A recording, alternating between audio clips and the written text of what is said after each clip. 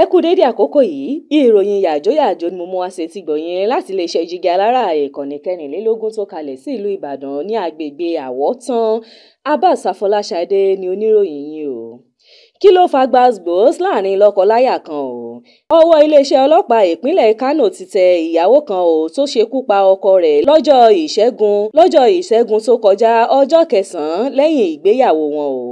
Nínú àtẹ̀jáde tí iléeṣẹ́ ọlọ́pàá fi léde, Saidat Jubril ẹni ọdún 18 gún ọkọ rẹ̀ Soliu Idris ẹni 30 ọdún lọ́bẹ pa ní àyà.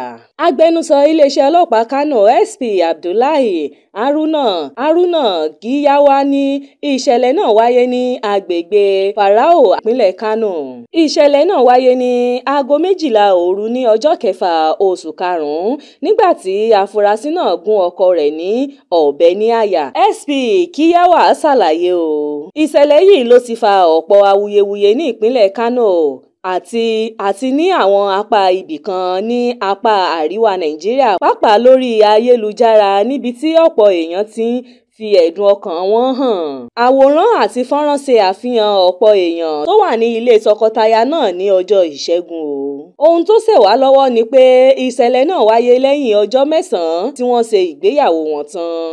A ti mú ìyàwó náà sí àhámọ́ wa o níbi tí a ti ń fi ẹ̀sùn ìpànìyàn kàn án. Kété tí a bá parí ìwádìí wa o, yóò mú lọ sí ilé ẹjọ́ láti lọ jẹ́jọ́ ẹ̀sùn ìpànìyàn.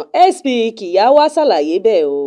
Bákan náà ló ní àwọn gbé ọkọ lọ sí ilé ìwòsàn Kánò níbi tí wọ́n ti ń fìdí rẹ̀ múlẹ̀ pé ó ti jáde láyé. Ohun pàtó tó fa ìjà láàrin tọkọtaya ni kò tíì hàn sí aráyé o, ṣùgbọ́n ìyá Sálísù sọ fún iléeṣẹ́ oníròyìn Kánò pé ìfọmọlọ́kọ ló wáyé láàrin tọkọtaya náà o. Èmi àti ìyá ọmọ yìí ni a jẹ́ ọmọ bàbá o. Ìgbéyàwó jẹ́ ìsopọ̀ tí Ọlọ́run sì so wọ́n pọ̀ o. Ó rí ìyàwó rẹ̀ fún ara rẹ̀, ó nífẹ̀ẹ́, ṣùgbọ́n ìyàwó ni ó kọ́kọ́ nífẹ̀ẹ́ rẹ̀ o.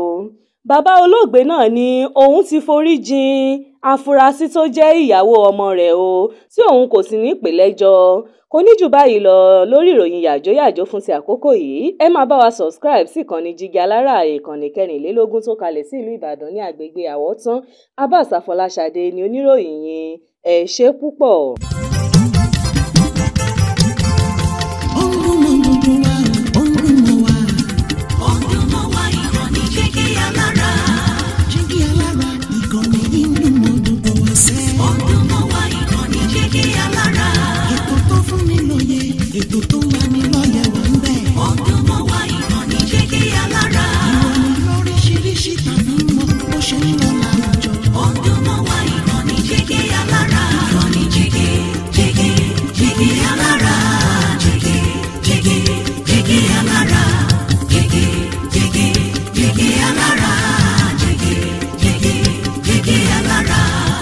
Ìkànnì Jígí Alára 24, bàbá gbogbo.